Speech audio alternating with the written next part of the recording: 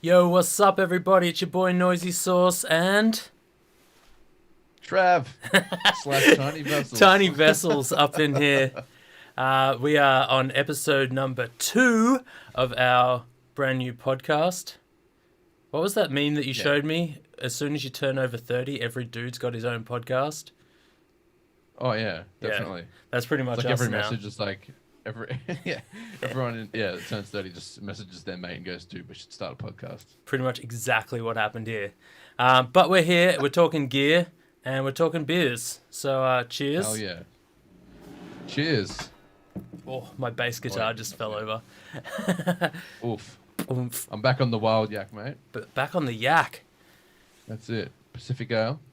I'm drinking Moondog's Timothy Tamathy Slamathy, which is a chocolate biscuit type beer, which You had that one last time as well, didn't I you? did have this one last time. This is the end of my 4 pack that I bought, and after this I'll be rocking some recorder licks because I'm feeling like a Ooh. 15-year-old chick. Recorder League. I haven't Yeah, had those in a while. they're so good. Anyway, let's get to the real topic here. So on Friday night, you played with your band Tiny Mountain, a gig that was live streamed on Facebook. Tell us tell us about that. Like, what made that happen? How'd you get that happening?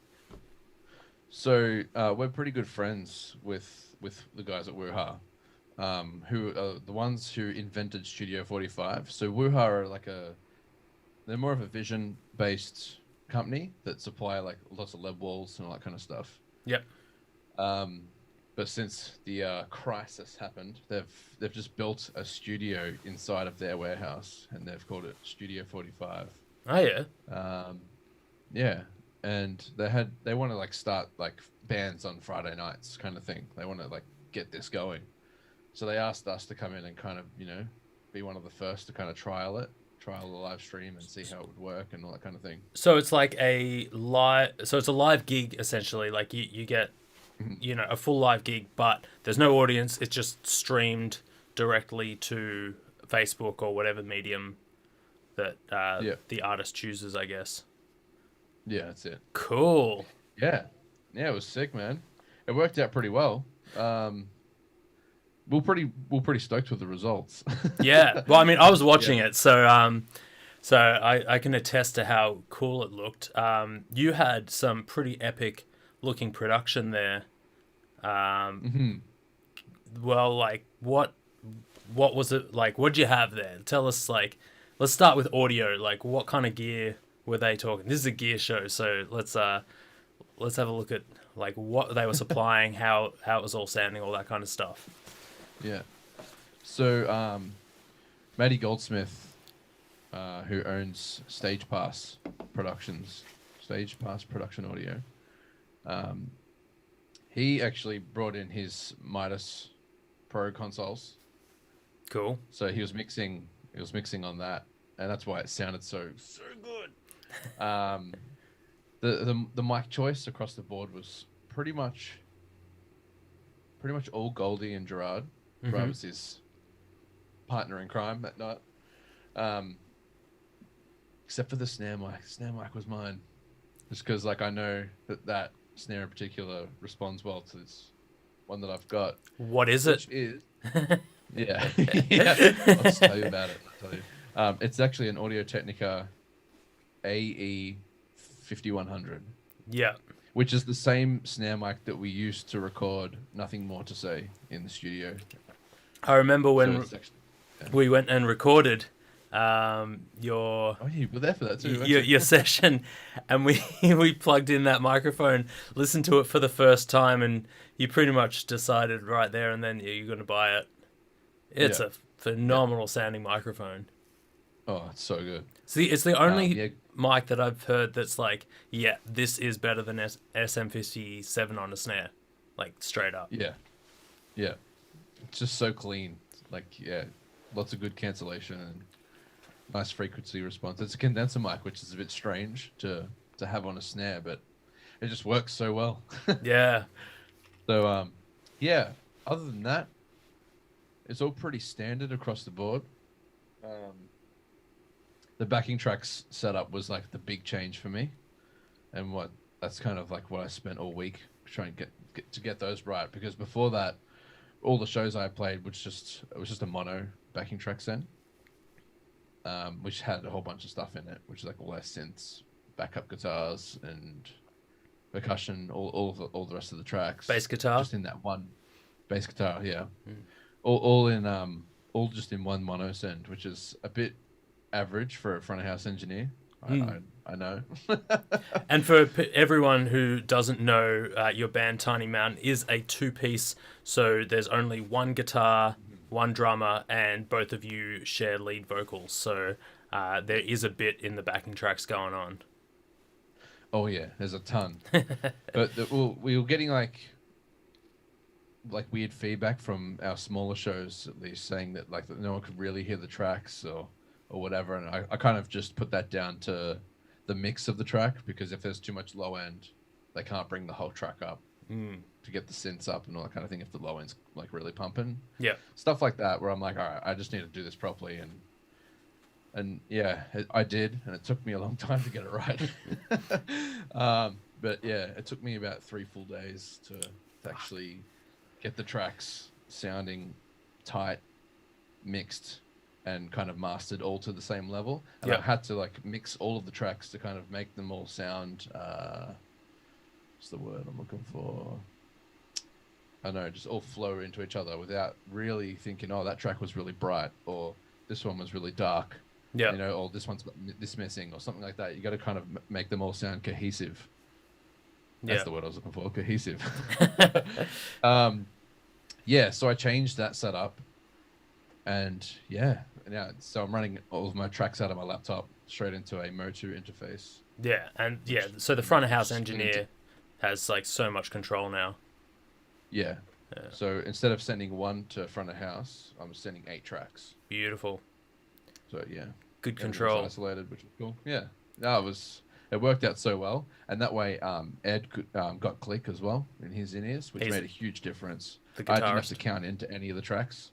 Oh, nice. Which, like, for us, like seems way better than me having to count into every track. So we're pretty spoiled with the in-ear setup. Hell yeah! So yeah, you're rocking in-ears for your live monitoring.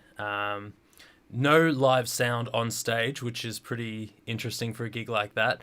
It would have been interesting being in the room where there's just like nothing going on, like because I mean you got the guitars and drums, but you can't hear any of the backing tracks and you can't hear the vocals. Yeah, so it's all going in through your ears. Like the crew would have just heard nothing but drums and a little bit of guitar. Yeah. I mean, the crew that was in the room who were doing cameras and vision. Yeah. But yeah, audio was in a different room completely. They kind of set up like a little booth studio thing inside of the offices, if that makes sense. That's cool. So they could properly mix it. Yeah. Sweet. And so camera-wise, you had how many cameras? Because there was a lot of switching going on. There was a lot of switching. I can't tell you specifically how many cameras. I think it was about 6 or 7. 6 or 7 cameras. That's pretty incredible. That's a pretty hectic live show. Yeah, it's crazy. I think there was about... Oh, Ben sees this. He's going to be like, oh, you got it wrong. But there was like, I think there was about 4 or 5 PTZ cameras, which are all remote control cameras. Yep. There's about 5 of those. There was one like GoPro-esque type camera that was right next to me, looking down at me, over my shoulder kind of thing. And then there was a camera on a jig, like full-on studio style. Oh, wow. Like with the big, the big jigs. Yeah. Oh. Yeah. That's awesome. Which was sick. Yeah. And incredibly hard to operate. Yeah. It was like we kind of bumped in on the Thursday night. And it was there, and I tried to just have a little bit of a play with it. Also, it's kind of like... So it's on a remote thing that you control around the stage. So a jig is like the camera crane. Yeah, That's counterweighted, so you can kind of move the camera over the crowd and stuff like that. Yeah. That's what it's like, yeah. So there was only one... But the actual gimbal on the end of it is all remote controlled. Oh, wow. So like where it's like looking up and down or whatever and zooming and all that is all remote control. So you move it all, like you move the crane physically with 2 hands, but then you've got like the joystick and buttons moving the camera as well. And I'm just like, this would be hard. This would be harder than flying a plane or something Yeah, that's epic. to make that look good. So like to see some of those smooth shots that were happening with that, I was like, whoa. Yeah. Oh, and I got a newfound respect for those guys who do that. yeah. The show looked great because there was switching going on. It's going all around the place. Um, yeah, we were seeing like the whole angle of like it was like a real pro show. I mean, you guys are pro musicians, but for something that was like like a one band live stream in a warehouse, it was pretty incredible look. What did you guys have in terms of lighting? Because it was There was heaps of lighting. yeah. Yeah. There was at least 2 trusses up. I'm pretty sure from memory. Mm-hmm. I can't give you like specific lights. There was maybe like upwards of 8, Oh wow. like your standard conventionals Yep. with with um with like filters over them. There were so many movers. I don't even know how many movers there were because like they had some like in between the screens Yeah. and then like outside of the screens as well. So Yeah. there's probably a total of like almost 12 of those, Yeah. just like in parallel with the screen, the LED wall behind us. And then above that, there was like another 8 movers plus a whole bunch more. Like there's heaps. Yeah. And so you had well actually let's talk about the LED walls because they were like by far the showstopper there. Oh, they were the star of the show. Yeah. That kind of drove the whole thing to another level of professionalism. So you had 3 LED walls kind of around you. Yeah. So you one behind and then 2 on a bit of an angle so that it took up the whole background all the time. How tall were those? Like what kind of sizes are we talking with those LED walls? I Estimate. think, like meters wise, Yeah. it would have to be over 10. Yeah. I reckon they were like they would have been like Would- 10 meters wide and like 4 meters high, I reckon. Mm. Maybe 3 meters high, but they looked huge. And you had Yeah. mad content running on the back of those, which looked amazing. Yeah. That was like, yeah, that took the whole thing to another level, I reckon. Yeah. Yeah. That was like so nice of the Wuha guys. It was Reese from Wuha specifically, who asked me. He was like, what do you want on the LED wall behind you?" And I was kind of like, well, I've got an idea in my head of like what it kind of should look like for every track. But I don't really know how to tell you. And he's just like, look, they have like a massive account for stock footage and stuff. So he just goes, check this website out and just kind of get the content, download the content that you want for each track. And then we'll chuck it up as each song comes on. That's nice. And then I said, sweet. I'm like, can I get my logo over the top of it as well? Which I've got on my hard drive. And he goes, yeah, no worries. So I went through this website for probably about, 45 minutes and picked out the clips that I wanted. And then he did the rest of it. He's the one that shaped it to the LED wall. Oh. He's the one that like put the logo over the top and made it look pretty. They were kind of messing with the logo position for a while to match the camera angles and stuff because they didn't want it too low or weird looking. But yeah, they did such a good job. Yeah, that's sick. Such a good job. So you I mean, had these guys are used to doing arena shows, with big bands. yeah. So it's like for us, like with us, they're just like, this is the easiest gig ever. Yeah. So you had a vision, like a content guy for your LED walls. You had a camera switcher. You had a camera operator. Yeah. Audio mixer. Just one audio guy. You didn't have monitors. No. Yeah. And No. So Gerard was kind of like the assistant or like the stage manager kind of thing of audio. Goldie was mixing. Yep. He was doing all the sound. But Gerard, I think, ended up being on camera switching for a little bit, and then I think he swapped to something else. I can't remember, but someone else was on lighting as well. That's cool. And somebody else, Ben Bartlett, who used to work for Convention Center. Haven't seen him in a He was while. doing the live stream. Yeah. He was doing all the live stream stuff. Yeah, So the countdown timer, all that stuff at the very start was all him. Looked so good. which was super cool because we nailed like the intro. Yep. So the countdown timer went straight to 0, and then we played straight away. There was no there was no silence, Yep. which was stoked because he was counting it down to us in our in-ears. Ah, cool. That's how we got that like right on the money. That's I sick. was so stoked when we watched that back. We're like, oh, we nailed that. Hell yeah. Yeah, because it hit But that was all Ben. That was all Ben. it hit, what was it, 8 o'clock, and it was just like 8 o'clock. The clock turned over and you guys hit your first chord. It sounded really cool. Yeah, yeah. We're pretty stoked with that. Good stuff. Well, Oh, yeah, man. do we have any and do you have anything else you want to say about that show in particular or anything like that? Or should we move on to the gear side of Really? this conversation?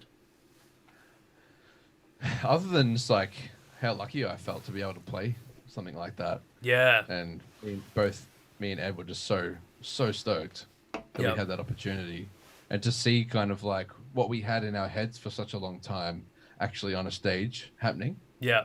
So like, it was really cool, especially like playing. I think Golden, playing that acoustic, were like that was kind of like a new level for us because we'd never played it like that before, and it worked really well. So Yeah, that's probably like that's your we like came most out of chill that song. feeling real good.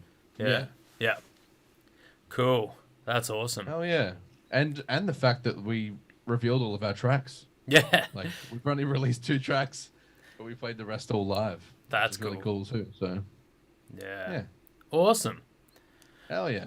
All right. So we got a good review of that gig, which was awesome, and you guys can check it out. We'll see if we can throw a link down in the old description after we finish this, so you guys can check it out. But if you head over to the Tiny Mountain Facebook page, they are there. Flecked Sound asks, "Did you hear us clapping?" It was very faint. I could hear you through Facebook, mate. You should have seen, like, in the comments section, everyone's just like, yeah, like wanting to do the scream, but knowing that they were just sitting behind their computer. So Yeah, that was weird actually. That was one thing I might just like touch on, is finishing a track and then just complete silence, yeah, knowing how many people were watching and stuff. Yeah. That was quite bizarre. yeah, And we didn't really know what to do with ourselves. That was something we didn't really think about or predict. yeah. We 'Cause didn't you know had- if anyone would actually be in the studio or not. You had So that something was like kind of- 800 views on it, didn't you? Yeah. Yeah, something like that. which is probably I think more now. It's crept up over time. Mm. Yeah. Cool. Anyway. All right, let's talk gear. Oh yeah. So gear. There's we've got a lot to cover here because we're both gearheads, I would say. Between guitars, instruments, like recording equipment, just little funny things like speakers and live equipment, microphones, all that shit that we buy over time. We've probably owned a fair amount of stuff. Yeah. So I think it'd be cool to go through what we've got, what we've had, and like, just have a talk about like what gear's cool and what you'd buy again and what people should get if they're in a similar situation to us. That's actually a really cool discussion that maybe we could save for another day, but like what someone could purchase to get started. Oh hell yeah, That kind of thing. That would be really interesting. yeah, Because it'd definitely. be interesting to hear what we did for that. But it just made me think of that when you said that. But yeah, let's start with you, mate. All right, I've done too much talking already. So all right. I'm gonna what was the first instrument that you bought? the first instrument that I bought, the first instrument I got given to me. I'm gonna go Let's just go with the first instrument that you owned. All right, the first instrument I own. I'm going to go through my list of guitars that I've had Mm-hmm. since I started. And it starts with a Squier Stratocaster. Classic. Classic. Nice. But that Squier Strat lived a very full life where it got changed. Like I changed to a humbucker at one point, replaced the pickups a couple of times, redid the paint job 3 times on it, I pretty really? much treated it as a like whatever I wanted to do to it because it was a pretty cheap guitar. It was like a $350 guitar or whatever, and I Yeah. just messed with it until it was unusable. And the final straw with it was when I was really into Yngwie Malmsteen, and he had scalloped frets. I don't know if you know what scalloped frets are, but they like cut away the Oh wood yeah. under the frets so that it's really light and you can kind of do vibrato by pushing down. Um, Hmm. I tried to scallop the frets with a Dremel drill, like with the sander thing on, and just absolutely destroyed the fretboard. And that was it. Yes, I did smash it. Burke Sound and Media. It ended up smashed. So yeah, but it was fun. Like it was worth doing. Yeah. That was the first guitar. The first real guitar I had was shit. I would have been like 15, and my parents got me a Godin LG HMB, which is like their kind of middle range, actually probably low to middle range guitars, and it had humbuckers, and that was a pretty good guitar. And I had that Hmm. up until recently, where I sold that to a friend. Um, since then, I've had an SX acoustic, which was a piece of shit. Also got smashed at my schoolies weekend, Hmm. as you do. Um, Classic. Classic. Schoolies. Oh, Oh man, that was a while ago. yeah. I got a real Fender Strat, an American one, which had a humbucker in it, which had a humbucker and two singles. I then replaced it with like the top of the line full single coil set at one point, and had that for a while. Um, Scalp the Fred Eagle, Big Dick Energy, is not Daniel. And I had a Les Paul, what would they call it? The BFG, Les Paul BFG, which is like a kind of road worn, had a P90 in it and a humbucker, and it was like a bit janky, but that was a really cool guitar. Had Hmm. a, what was it called? I had this one that was a Greco, which is a Japanese brand. And this thing was from the 80s, and it was a replica of like really expensive guitar, and it was built amazingly well. I love that guitar. The only thing I didn't like is it had a floating bridge on it. I can't stand floating bridges, Okay. so I ended up getting rid of that one. And Yeah. a PRS single coil 245. Really like that guitar as well. Hmm. I had a Maton. I can't remember. I think it was like an EM 80. Oh, I can't remember what type it was. It was a Dreadnought Maton guitar, pretty good one. Um, a Ormsby, How many, dude? This is crazy. an Ormsby multi-scale guitar, which was like metal AF. It was probably one of my favorite guitars I've ever owned. Mhm. That was really cool. Um, I had you like back when I was a kid, I bought this shitty 7 string that was an absolute piece of crap. Um, Yeah. got rid of that at some point. Yeah, 7 strings not for me. Um, I think I think that's about it up until I sold all, like I got rid of all of them eventually, and now I have a PRS SE soap bar, which is two P90s, and it's a pretty cheap guitar, but I really like it, and Hmm. a Taylor. I can't remember what it is. A 412, I think it is. Really, really nice acoustic. Yeah, And yeah. Your acoustics is incredibly good. love it. And Mhm. so those are the two I have now, as well as a bass that I'm borrowing off a friend of mine. So yeah, I think that about sums up my guitar collection over the Man, years. what was that? Like 9 or 10 guitars? At least, yeah, That's yeah. crazy. I mean, but that's over 15 years, bro. And That's true. I used to play guitar a lot. I used to play in bands quite a lot. So I was Yeah. always into guitars and like buying new ones and trading them and all that kind of stuff. Do you know something crazy? Yeah. Is I still own all the guitars I've ever owned. You own? You've never I've sold never one. sold a guitar. Never No, broke one and thrown it out. no. Still got them Damn. all. I don't have many, but I've only got a couple. Well, what are you? What are your guitars? First guitar I had was a Yamaha acoustic, which Yep. is actually the one I played on Friday night. Oh, really? Yeah. Oh, yeah, that's- that's the first guitar I ever owned. That one you've sounds got sick. the pickup. What's the pickup you got in that? So I ended up. So the pickup in that was rubbish. Yeah. So it was like a $750 guitar. Okay. But the pickup just sounded trash. Yeah. So I ended up getting a Seymour Duncan acoustic pickup that like fits inside of the acoustic, like the Yeah. hole there. And it has like a blend between a traditional pickup, like a magnet pickup, and a condenser mic, and you can blend that. Yeah. Okay. And so the Really condenser cool, mic yeah. faces inside the guitar.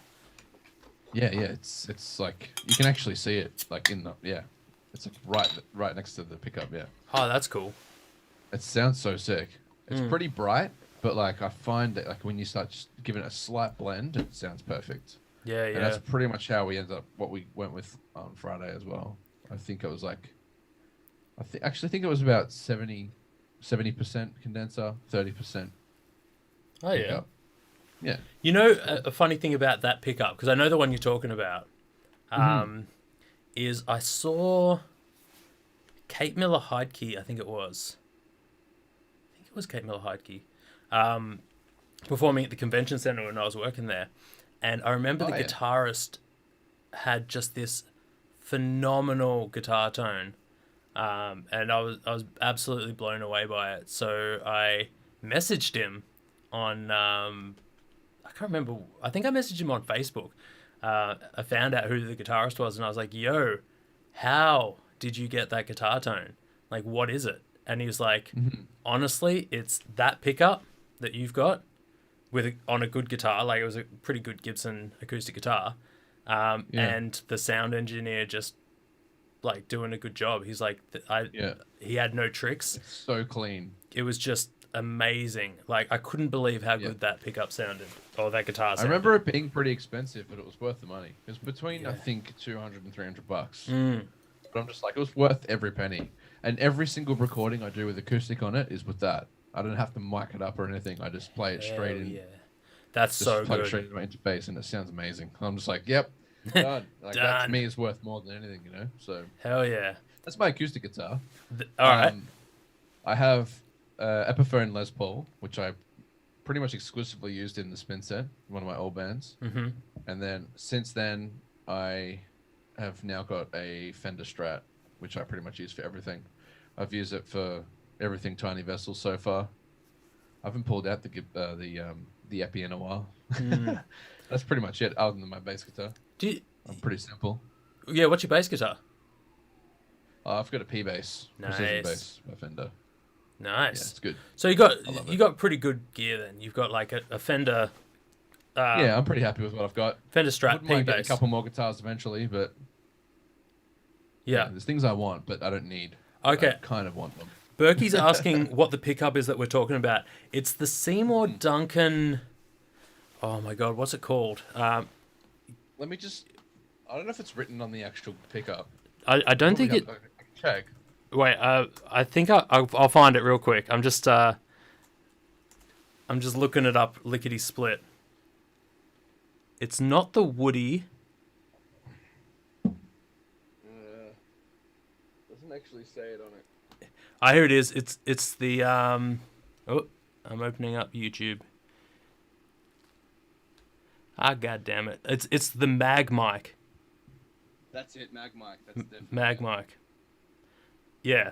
That's kind of what it looks like. Yeah, it's the Seymour Duncan Mag mic. Pretty cool. Pretty cool. Amazing. Amazing. I end up just rewiring it, so I bypass all the stuff on the top, Oh yeah. and I rewiring it back to the traditional. Back to the traditional. Is that a massive crack in there? Oh, that. Yeah. It's just a scratch. Ah, that's This all is a right. crack in the actual wood here. There you go. we, That's a crack. I had my guitar over at a friend's house, and fell off the couch and headbutted my acoustic and cracked it. And I was oh, like, oof. that's Oof. man. I wasn't happy that day. I will never buy. Here's a gear thing. I will never buy a guitar that I'm not willing to like get beaten up, like to put dents in. I'll never have an instrument that I would be sad if it got a dent, because Yeah. I just embrace it now, but it was it was only a couple of years old when it happened. And I'm like, bro. yeah, not So, good. you have a Cool. bass guitar, don't you? I do. My bass is the bass I've got is it's my friend's Ibanez sound gear. It is cheap as fuck. It's a 5-string, and it was his first bass when I was in a band with him back in when we were like kids. And he's got a sick Rickenbacker now, and he just lent me this. I can't really play bass that well, but I just use it for recording, and yeah, just doing whatever I got to do with bass. But I would like to get a better one. This thing is like not only pretty average but pretty old. But I appreciate having a free bass. Like my friend's a sick cunt for letting me use that. Wait, can we swear on this? Apparently. Does that have a? I think we can do whatever we want. Does that have a pre-module / cutout? The preamp is inside the pickup itself. I'm pretty sure. Is that right? Your one? So there's actually a bit of a trick to that because, I think it's inside because the actual It's got like battery controls on is it. actually inside. You can't really see, but the battery is actually hidden just up here above the hole. Oh yeah. I don't really want to pull it out. I mean, I could have rewired it in here, where the old battery used to sit in the old style pickup place, but it buzzed. So I just took it out and never put it back in, and just kind of put the battery inside the hole instead. Yeah. Well, fucking hell. It was super easy to install. Yeah. Yeah. I'm not playing bass for you, Brad. It won't happen. Cool. So that's guitars covered. Yeah. And anything like fancy about your guitars that you've done apart from that pickup, like on your electrics or anything like that? They're all stock. Yeah, they're all stock. Hell yeah. All my focus was in pedals. Which is a whole nother ball game. Yeah, let's talk about. I actually have amps and some pedals in front of me, coincidentally. Oh, do you? Yeah. So what's your amp pedal setup? So I have an orange combo cab. What is it? It is off the top of my head. Oh God, it's been a while since I've seen it. It's currently in Ed's garage. Isn't it? It's an AC30, isn't it? Oh no, it's a Rocker Verb 50. Yes. Yeah, I think it is. Yeah, I think you're right. Not Yeah. AC30. AC30 is a No, that's Vox. Vox. Yeah, I think it's a Rocker Verb 50. Yeah, it's something like that. Yeah. Yeah. It sounds great. So I usually use the distortion in that because I just love that orange crunch. Mm. It's got that very British, crunchy overdrive that I really love. Yeah. But other than that, I always had this guy, which is actually a custom-made pedal. Terrence is the one who made this for me. It's just a blues overdrive. Oh yeah. And it's really, really subtle, but it just gives it a little bit more body. So I kind of always just had this on, always, no matter if it was a clean channel or whatever channel. Just gave really some cool. drive. It kind of has a bright and not so bright setting on it. But I pretty much just had those and my tuner.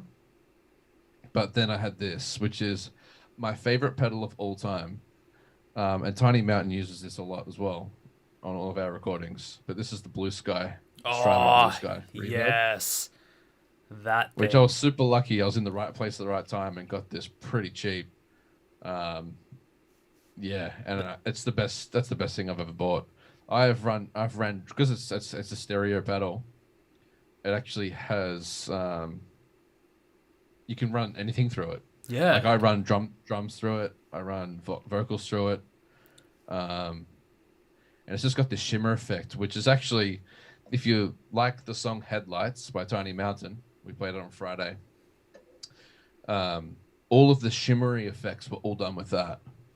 Do you know what it's actually doing? You know, because like I know that it's a like a studio staple for a lot of people is that Mhm. that pedal is like the sound of so many great songs and awesome tones.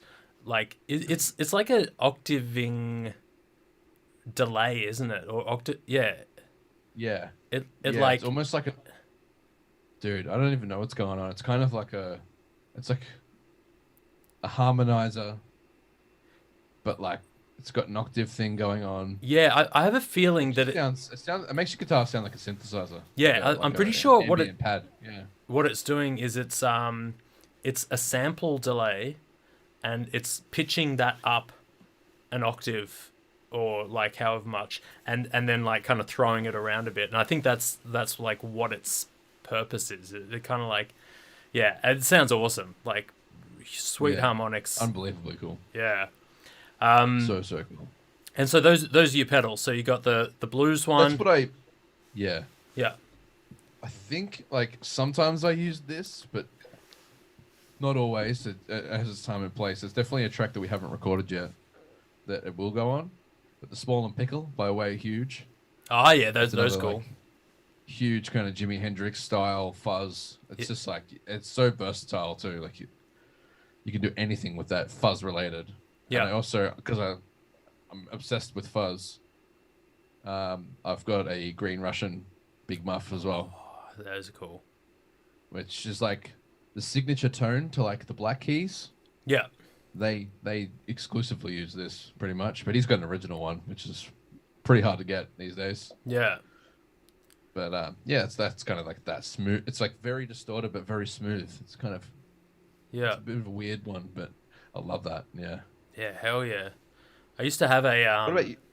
I was going to say I used to have a like a one of the big muffs, like the not Oh like yeah, standard ones. They don't have quite professional. have the tone of those green ones. Like those green ones have a bit of I know something extra going on, but I used to Yeah, love that pedal, just like yeah. fuzz central up in there, so Hmm. good. Amp wise, oh my god! All right, so you've had one. You've only had one amp. Yeah, Okay. Um, still got it. Yeah. I had one. So I feel like I started off when I was really poor, and then I had to move my way into getting decent stuff. And now I'm back to kind of being poor again, or just not caring enough to have good stuff. Um, Daniel says, "Try my op amp Big Muff. That is literally everything I want in fuzz pedals." Oh, there you go. Yeah. We I should try. haven't even been looking at the comments. Oh, There was one that made me laugh, I was checking them. which was Berkey. Technical term, not so right. I did notice that I said that. I'm glad you pointed that out. So amp wise, my first amp I ever had was a Marshall half stack. So I had like the quad box in the head, but it was a cheap, shitty solid state that I paid way too much for because I bought it brand new, like an idiot. It was like an MG, I think it was. Just like I mean, it's not the worst sounding head. Like they're actually pretty decent, but like it just didn't really cut it for a lot of stuff. But that was my main amp for quite a while. I'm trying to remember where I went from that one.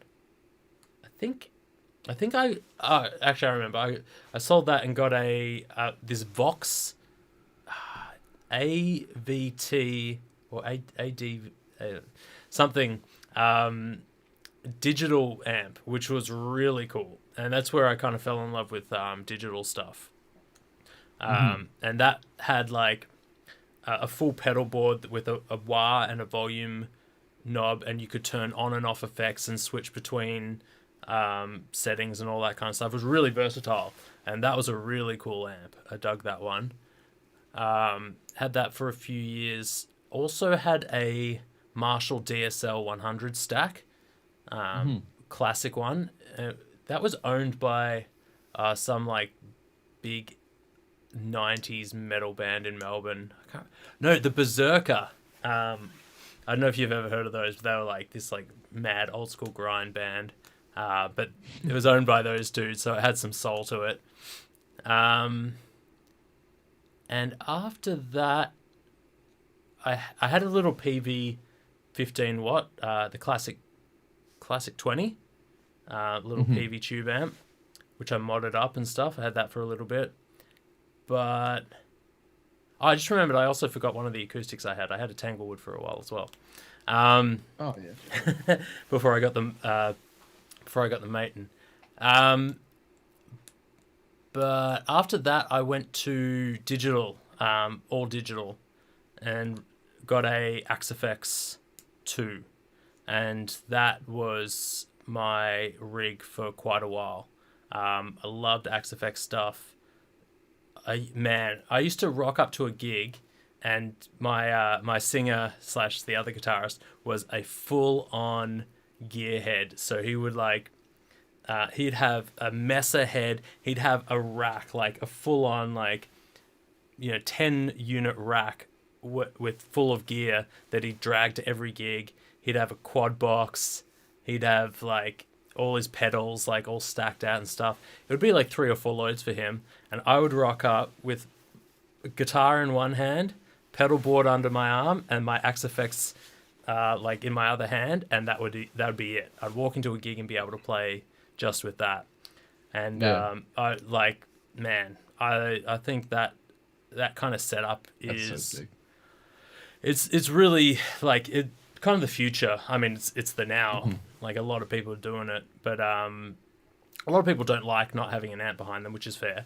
But I just found the convenience was so good, and the sounds on that thing were amazing. Doubled as a recording rig because it was also an interface, which is really cool. Yeah. Which worked seamlessly with the computer. Yeah. I like big advocate for the Axifex, but I sold that when I went overseas, and now, well, actually, when I came back, I managed to swap one of my guitars that I hadn't sold before I left. I swapped that for a Fender Twin, 100-watt Fender Twin, which was cool, really cool, but I so did not need it. So I sold that as well, and now I have no amps. I just record into software. All in the box, yeah. All in the box. Man, I haven't had my amp here in ages. I'm all in the box as well. Pretty much just use Guitar Rig. I got Guitar Rig 5. That's all I use now. Guitar Rig is awesome. I got a few. How about you answer some of the comments? I need to pee. So Oh yeah. unbelievable. All right, so you do that. If you could answer a couple of questions in that chat there, you guys talk to Lockie first. I'll be back in like 30 seconds. All right, so we're talking. All right, so in the discussion, is it a reverb with some? We're talking about the Blue Sky here.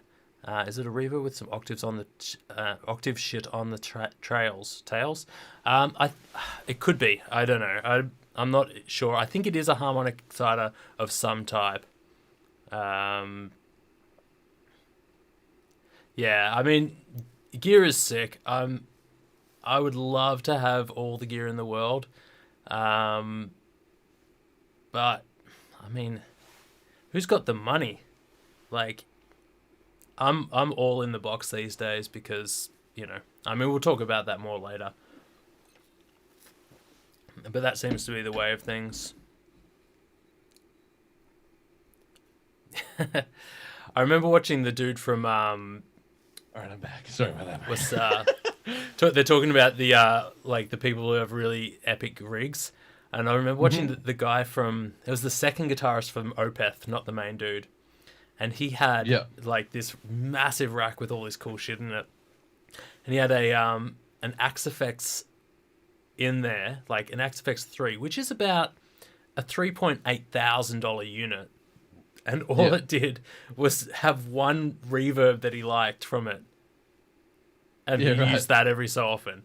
Like, wasn't using it for anything else. It had the power to do everything that his whole rig was doing. He was just using it for this one reverb, and I was like, dude, this guy's either got too much money or too much passion. Yeah. That's sick. I'm just gonna have a quick look at what's up here. We got. I'm just having a read of the comments real quick. Oh yeah. Brad's asking Ah. about your podcast, Mike. New mic, Travis at the Road Pod mic. Yes, it is. There you go. It's pretty new actually. I've only had this for a couple of months. Yeah, I ended up I needed something for this computer, which is like my PC. I'm running my MacBook over there, which is pretty much exclusively audio land. But I needed something for my PC because like I do like sometimes playing games, as you're familiar with, Brad. But yeah, and doing Zoom calls and stuff is like better on this computer. So I just thought, screw it, and just got like this. Got it from Factory Sound. Shout out to those guys, legends. Shout out Factory I Sound. got the stand. And got the stand as well, which is cool. I love that like boom arm. Oh man, I So bought sick. I bought one of those. Shit, how long ago? I remember the date. I bought one of those 10 days ago, and I scoured the internet for a place that said that they had them in stock.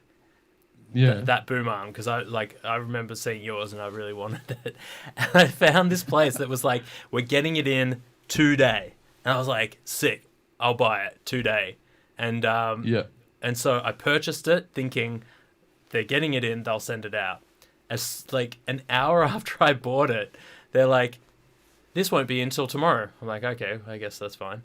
And then the next day they're like, this won't be until next week, mid next week. I'm like, okay, that's kind of annoying. And then I get an email when it's supposed to be in, and they're like, this won't be until next week. I'm like, I could have fucking bought it anywhere.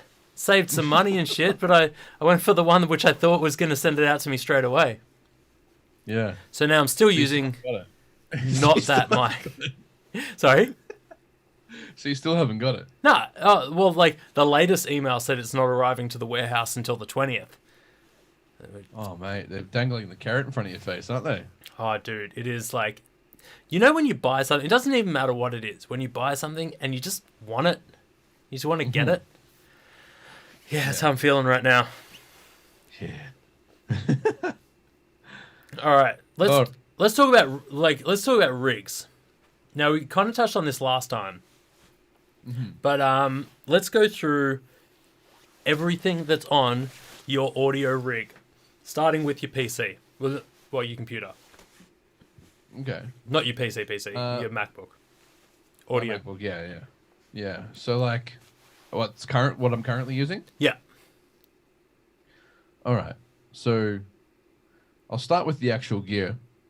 I'm using a Focusrite Scarlett 18i8, which you can probably see right there. It's behind your mic. Yeah. Which is not bad. I do plan, like, I think I'm going to sell that soon and get something a bit better. Yeah. I have the Motu interface. It's a hybrid interface. It's got like Firewire and USB. Firewire, that takes me back. And that is I think it's the 9. God, I can't remember the code. Anyway, it's a hybrid interface, and that's amazing. That's actually what I use for Friday night as well. I use that for anything that I need more than a couple of channels, because that's got really nice preamps, and it's got like, it's sick, but it's currently packed away. Yeah. But yeah, I'm thinking about getting a small Motu interface because I just love their stuff. But yeah, they're just going to these Atom F7s right here, which sound pretty cool. It's like the cheap man's A7s.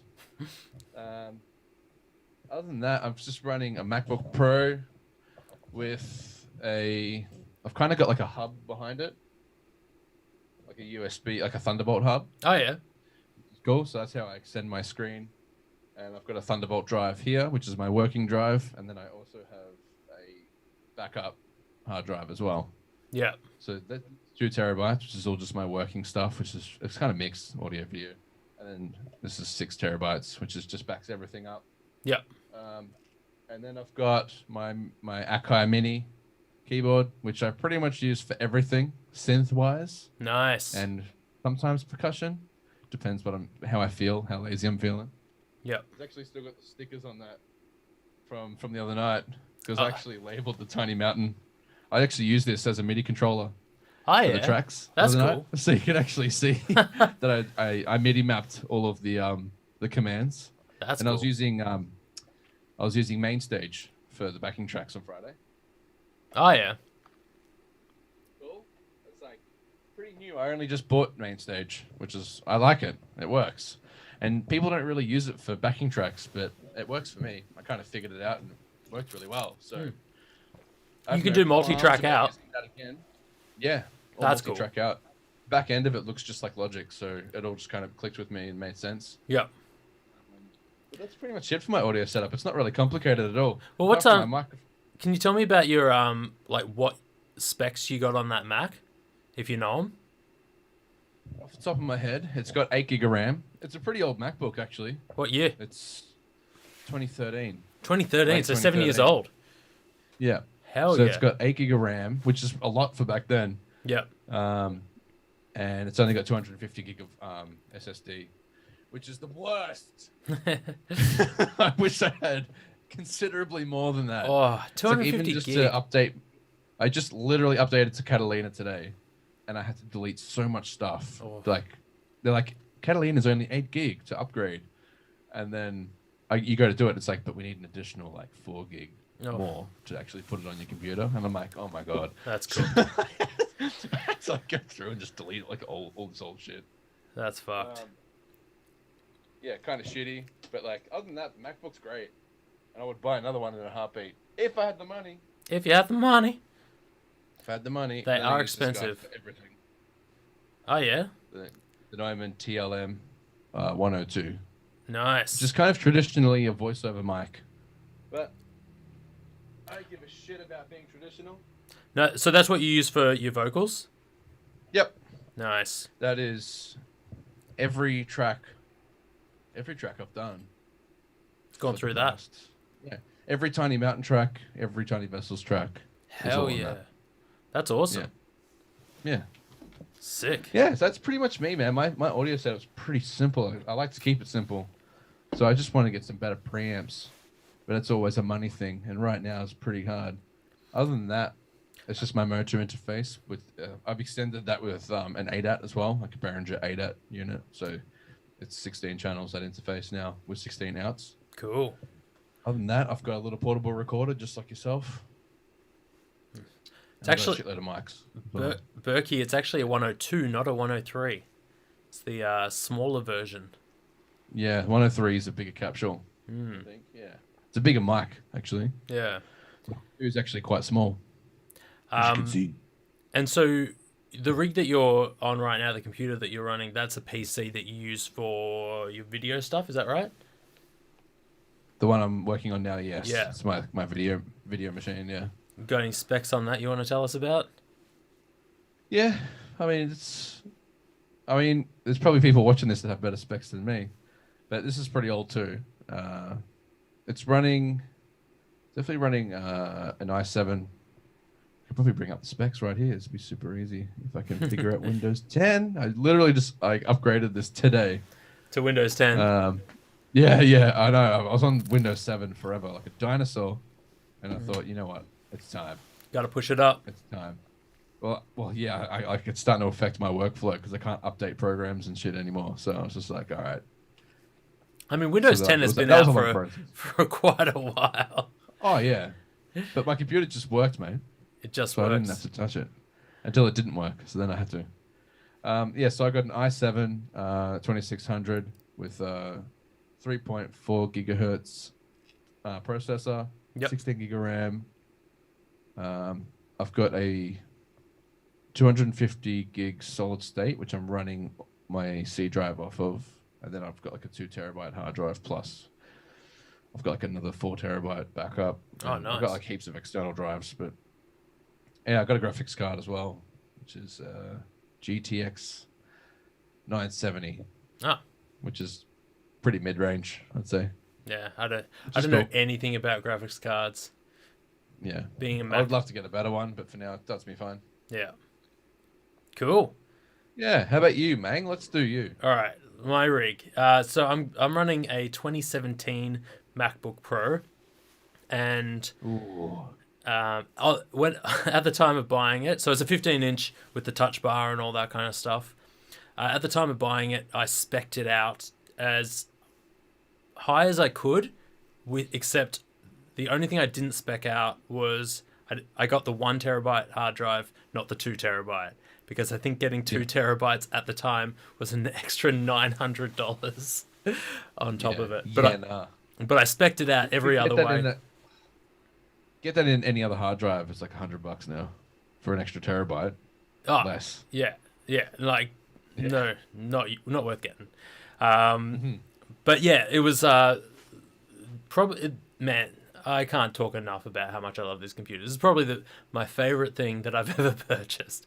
It's my favorite instrument. It does everything for me. Hmm. So that's what I'm running on right now. I wish I could show you this. I could probably turn. Nah, I won't turn the camera around. But I got that running into. I got a second screen up here, which is a 27-inch, just shitty screen that kind of gives me some love. I got a pair of KRK V6 monitors, which are on stands behind my desk there. They give me all my monitoring, except for I also have a sub, which is a Yamaha HS8S. That sounds so sick. Oh, love it. Probably one of the things I get soon. I reckon. Yeah, man, it's solid sub, and like I was thinking like, oh, do I want a 10-inch? Do I want a 12-inch? And I was like looking at all the specs. Man, if I ever take this thing to its limit, like I got to get shot because it is so loud. Like it is amazingly loud. I don't think I could ever use it as hard as it could probably be used. My favorite thing, you won't be able to see this, but I got an Arturia, what is it? Keylab 61, which is my MIDI controller. Probably my second favorite thing I've bought. It's got like a bunch of drum pads, really good MIDI capabilities, good integration, and I run a lot of the Arturia synthesizers and samplers and stuff, and that it integrates so well with that. So really stoked with that. Running my MacBook into a Apogee Duet as my interface, which again, really solid unit. Nice choice.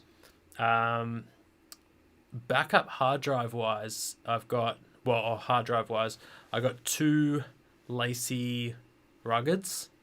One of them is just my regular hard drive, which I use as a working drive. 2 terabyte, and I got a 4 terabyte, which acts as my like proper backup drive, which does all my time machine and all that kind of stuff. So quite a bit of processing going on there. I'm trying to think of what else I got back here. That's probably the majority of it, eh? I'm just looking around my room. Microphone wise, I got this guy, which Brad was talking about before. This is a Aston microphone, which I got the Aston grill and cradle for. It's the Origin, which is real nice. $450 microphone. I love it. I reckon it sounds great. Does everything you need to do. Oh man! Is it bothering all the audio techs that are watching this that like my Neumann's just like sitting behind me and I'm using a $150 Rode mic? Well, I mean dead. It is a podcast mic, and this is technically a podcast. So that's right. But there must be someone in there just like, why isn't he just using the Neumann? Why don't you What's wrong with him? Like the first one. Put the Neumann in. Because I think Actually, I think the first podcast, my PC was backing up. It took like 3 days to back this up. And so you ran... I was going to say, you ran the first one off the other computer, yeah? The first podcast, yeah. Yeah. Okay. Yeah, I always use this for my video stuff, even like podcasting or video calling or whatever. Yeah. But this was backing up then, so I couldn't risk it. Yeah. And I have so much shit on this computer that it took like 2 or 3 days to actually back it all up. Yeah. Like I think I almost filled up it's like a 4 terabyte drive or something. Yeah, Jesus Christ. crazy. Yeah. All right. Other gear. I don't know if the desk I'm using. I mean, I got the desk that I have now for free because when I moved into the house, they just left it here. So free desk. I got another computer as well that I do my video stuff on. But instead of being a really cool PC that is like, you know, capable of all this shit, I am using a 2009 MacBook Pro that I bought back then new, and that runs all of my video stuff and has been absolutely like destroyed in terms of like I've replaced the battery twice, I've replaced the thermal paste the other day, I've got rid of the CD drive and put a solid state in there. It's just been through so much abuse, but it still is killing it. So an 11-year-old MacBook is just like that runs all my video stuff. Actually, that's what I'm live streaming on right now. Yeah, that's sick. Which is pretty cool. That's really interesting. So you've got it all plugged into the old MacBook. Well, no, so the old that one's running like the YouTube side of the stream. Like I've got the camera and stuff going through my new MacBook, but then I've got that one doing the actual stream stuff, and I've got the comment section running on that one. So oh, sick. Oh, acoustic treatment. Speaking of which, what's going on over there? Yeah, if you record your fucking tiny mountain vox on a pod mic, I'll shoot you, says Berkey. Noted. All right. So don't get shot. Don't piss off Berkey. Why can't I? I can't like look at the comments. It's not letting me scroll. How often do you back up? Oh, that's a good question. It is a good question. I try. I mean, I'm not the greatest with backing up. I try and do it at least once a week. That's like, in my opinion, not enough. Do you run Time Machine? I'm not that busy. I do. Well, then, doesn't that backs up automatically? Yeah, I've turned that off. Oh, so you make it so you have to select it. Yeah. Why is that? Just because sometimes, like, I don't know, some people choose times that they know they're going to be asleep or whatever to do backups or whatever. But like sometimes I'll be writing, you know, till 4 a.m. Yeah. Because that's like sometimes I'll get an idea happening, and I'll be recording it from midnight till 4 o'clock in the morning. And the last thing I want is a backup to start while I'm trying to like, you know, jot down some ideas or whatever. So I just turned automatic off, and I just kind of once a week. I would look. I think it does. It doesn't do it like it used to do it. It backs up like behind what you're doing. Like so, mine backs up. Mine's probably backed up in the time that we've been talking. Like it does it all like behind other things. It doesn't mess with your flow. My computer's probably half the computer's yours is. True. True. Either way, I just don't like to risk that kind of shit. So. No, that's fair. So you.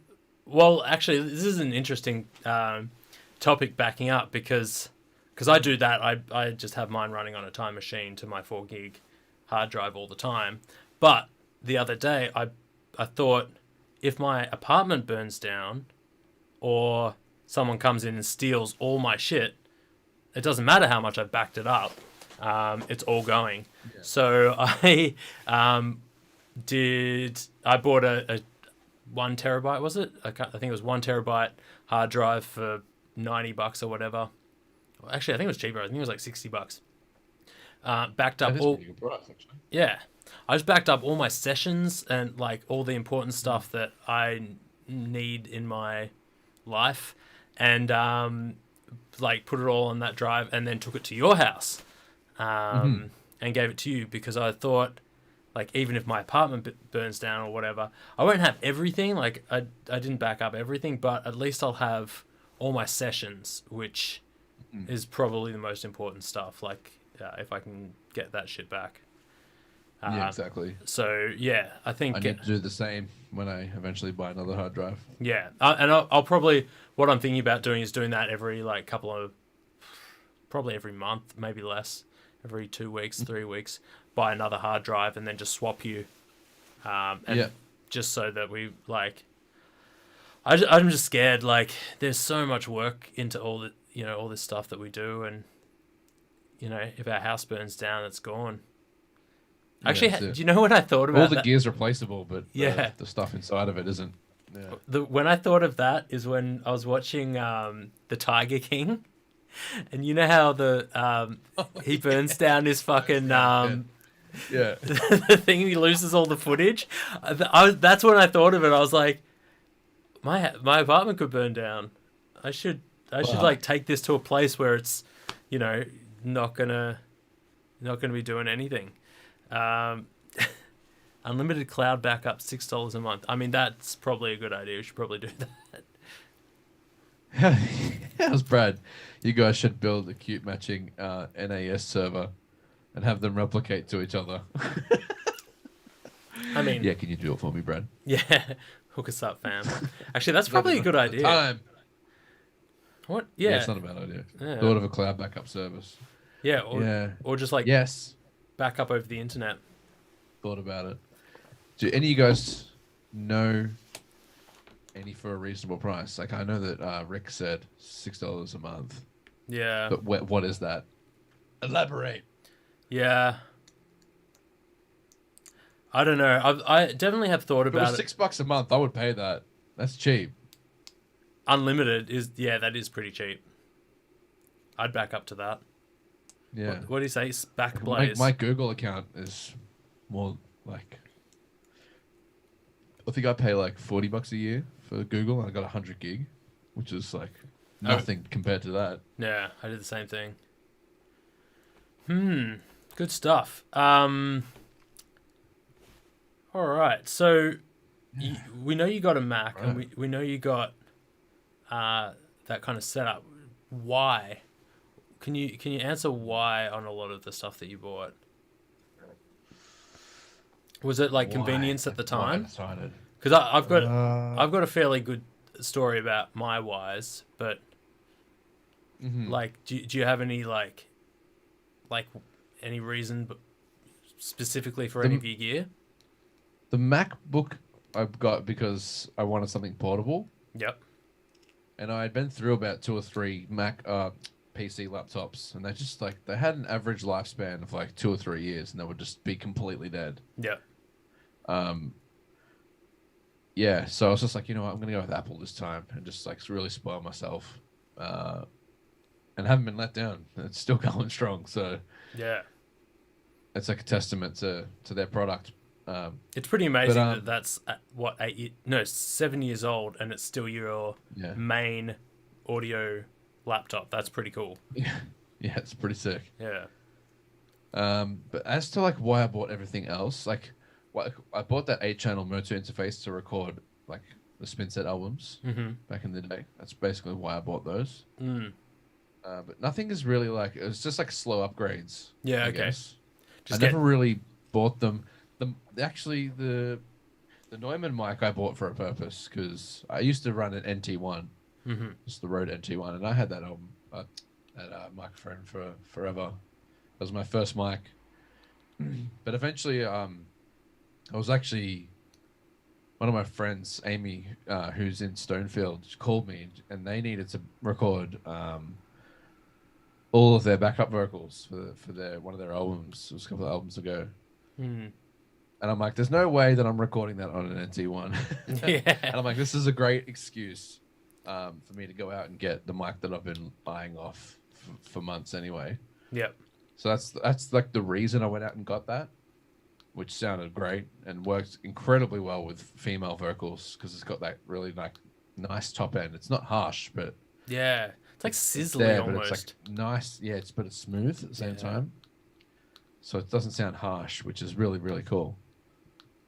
That's like pretty much the only purpose thing I've really kind of got. Like I was like, I need it for that reason, and then went and got it. Yeah. Other than all like oh, I've got so much drum stuff. Oh, we haven't even started talking about drum stuff. Dude, What? that's like probably like my most specialized area, I would say. Dude, let's start talking about drum stuff. Yeah. Which album, Trav? Are you talking about which Stonefield album? Yes, he is. Let me find the name. Because they've done so many now, I can't remember off the top of my head. That was quite a few years ago now. I'm just ducking to grab something real quick. No worries, man. I've got this, mate. Don't you worry about it. It was...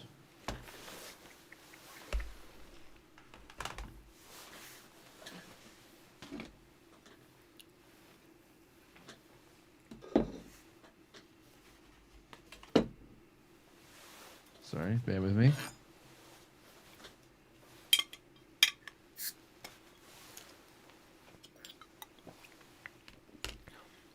Sleep by Stonefield is a fucking tune, says not Daniel. I think it... Ah, God, sorry. It's all good. While you search that, I'm going to tell the reason behind why I bought most of my stuff. Yes, please. So in 2018, I moved to Canada for 1 year. And part of the process of moving to Canada, I went there with my wife.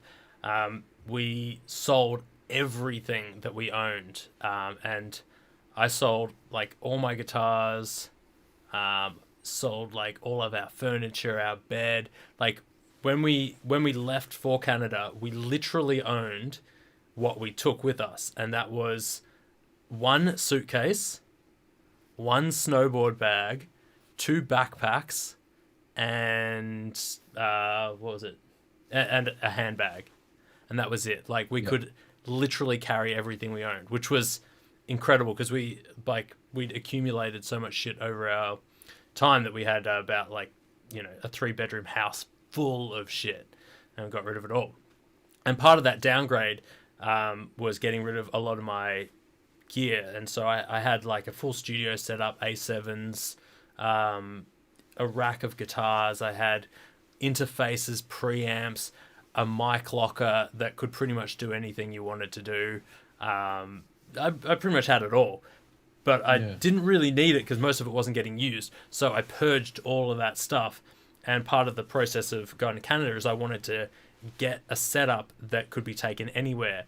And so when I sold everything, I bought a brand new setup with everything having the intention that it could be put in a backpack and taken anywhere, and I could have a recording set up wherever I want. And so I got my MacBook Pro, which I went from I had a tower, like a proper tower Mac before I got this.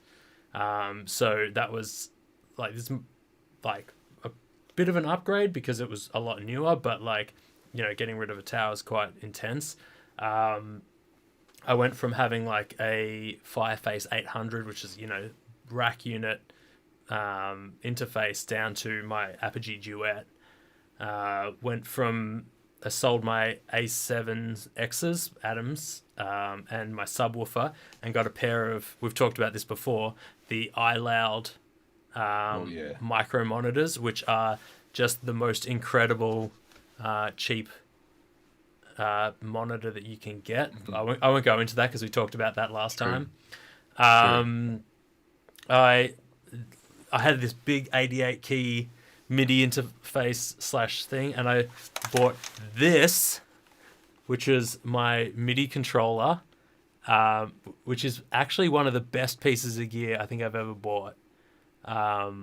It's it's actually insane. It's like a 2-octave keyboard thing with pads and XY and all this kind of stuff, and it Bluetooths to your computer. So like you can just like throw it anywhere. It's so thin and like easy to use. Awesome. That was what I made most of my beats on until I got the big keyboard back again. Or got That's so cool. New one. Sold all my microphones and got this tiny little Aston. Everything was just like super small, super compact. And I bought everything with the idea that it, like, anything that was unnecessary, I tried not to get. So the reason I got the Apogee Duet is because it didn't require an external power supply. It was just powered off USB and just shit like that. And that really kind of tightened my setup down. I mean, I've expanded it again since I've gotten back to Australia, but that was like, yeah, that was why I bought most of the stuff that I got. And yeah, and it's such a sick setup. yeah. Like, And having played around on your setup, it sounds sick. oh, it's just It all works really well. it's just good fun. Like that album, by the way, just before I forget, it's called Far From Earth. Far From Earth. Yeah, that was the album that we worked on. Yeah, Is that the one that has good album. what's them called, Sleep on it? Sleep. No, although it does have a song called Sleepy Head. Oh, there you go. Yeah, I just remember one of the tracks in particular, Through the Storm, was the one that like got me going. I really liked that one. Nice. I remember when we recorded the backup vocals, there was quite a bit going on there. It was like really cool. If you like your kind of rock psychedelic stuff. Oh, I remember when we were wasted and we saw him at St Kilda Fest. Oh, yeah. Fuck, that was good. Oh shit! Yeah, Hey, actually, not Daniel was there as well. Yeah, Daniel was there. Yeah. There you You're go. welcome, Berkey. So, what was the next thing? Drums. Drums. No. It was drums. Oh wait. Were you going to move on to any other gear that you were going to talk about? I think that's all of my setup. Like, I can't think of anything else that I've got here that. Can't think of anything else that you have. Yeah. Off the top of my head. I'm sure stuff will come to me. We'll just keep going around in circles talking shit. But let's talk drums. Drums. Oh man. It's like, where do I even freaking begin with that? Acoustic kits. I'll just talk about like what I currently have. Yeah. Because I've kind of had bits and pieces throughout my whole kind of drumming time. But at the moment, which was actually the first drum kit I ever officially bought, is a Yamaha Tour Custom. And that's the one I played on Friday night. That was the first kit you've had? Yeah, it's the first kit I ever bought. Do you have any shit stuff? I try not to buy shit stuff. Jesus, I feel like you've just had good stuff since you started. Well, I was pretty lucky because that drum kit, like, I could have gotten a shit kit, but like, I think it was kind of a birthday present as well from my parents. So they put a bit of cash in. Nice. We got a decent one, you know, which I think like back then, like that kit's over 10 years old now. But like then it cost $2,000, I think, for the drums themselves. Yeah. Yeah. Like they held up, and they came with the hardware as well, actually, which is still all holding up. So it's like a testament to Yamaha's quality. And I would definitely buy another Yamaha kit again. I just think like I need to upgrade soon, and I probably will. But that kit, it still sounds great. It's a bit beaten up because I was like, it's done so many shows now. Yeah. But I just know that it just sounds sick, and I can rely on it. Like other than the actual drums, I use pretty much either A custom cymbals or K custom cymbals by Zildjian. Yep. I froth that shit. I've got one Istanbul cymbal, which is actually one of the dudes that used to work for Zildjian. He made his own company. He left and made his own company, which is Istanbul. I've got one of those. That's pretty much it for my acoustic kit. Like unless anyone has specific questions about it. What drum sizes have you got? I'm a big fan of the 22-inch kick drum. Yep. It's like the sweet spot for me. It's not too boomy, but it's got the thud that I'm after. It's like that sweet middle ground. Whereas if you got like a 20-inch, it's like a little bit too thuddy for me. But if you go like a 24-inch, it's like too boomy. Yeah. It rattles too much for me. So I think 22 is perfect. Snare drums have kind of gone all over the place. I used to just think that I just wanted the biggest, fattest snare drum available. So I ended up buying a Mapex a Mapex Panther Black Panther. from the States. Yeah, and Yeah. that cost me. Yeah, I can't remember how much that cost me. But they shipped that over. That's a 14 by 8. So that's a deep one. Oh. That's like that's the yellow snare that I use. So Yeah. Okay. if you look on some maybe older Tiny Mountain videos, you might see that. But maybe like for the last 6 to 12 months, I've put the Yami back on it, which is the 14 by 5, which actually came with the Oh, really? Yamaha kit. Yeah, You fuck with. China Splash. I do have a Splash Berkey actually. I've got a Zildjian A custom Splash, Oh, there you go. but I don't really use it that much. I need to make like a stack or something, do some interesting stuff. But I love stacks. yeah, they're so sick. I mean, the other night I used an extra cymbal that I usually use because I actually have. I usually like cymbal wise, I've got 14-inch K hats. I've got a 17-inch A custom on the same side as the hats. This all means, but probably nothing to you, Lockie. No, man. I fucked with drums for a long time. Yeah. I used to set up a lot of them, so I know what you're talking about. Yeah, hell yeah. I've got a 20-inch K custom ride. Yep. And I've That's got like that is like 18-inch the classic cymbal. ride that everyone. It's classic, man. It sounds so sick. Yeah. Oh, I love that thing. And then I've also got, which I usually kind of just swap them out depending on what show or what I'm feeling. But I've also got a 20-inch crash ride K custom as well. Mm-hmm. The other night I ended up using that on the side as well. So I actually had an extra cymbal to the side, which I really really enjoyed. So I might start bringing if I've got space, I might start doing that Yeah. more often with the more cymbals thing because that was mad. Yeah. Cowbells? No cowbells. You should get some cowbells. I reckon your sound would be vastly improved with more cowbell. I know. I need I want like one of those little circular tambourines that clicks on the hi hat. Oh yeah, they're cool. I had one, but I broke it Yeah. ages ago. I just never replaced it.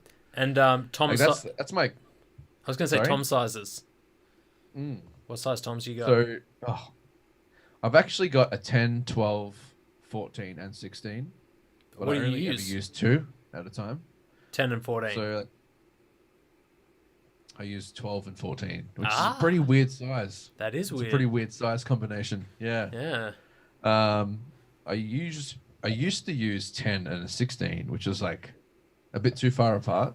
And so then you went to the 12 and the 14. Well, I went for the 12 and the 16, which was great. Okay. But then I really wanted a 14 because I don't know, 14 toms just sound amazing. Floor toms. I'm with you.